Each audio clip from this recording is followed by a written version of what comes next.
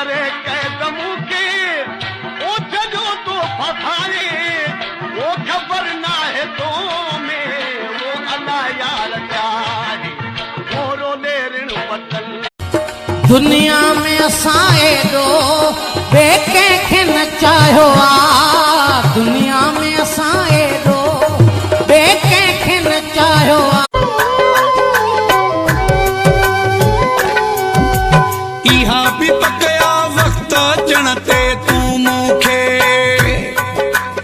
इहा भी पकया वक्त अचण ते तू मूंखे दुश्मन वारी कथा मुझ शहर जो आदा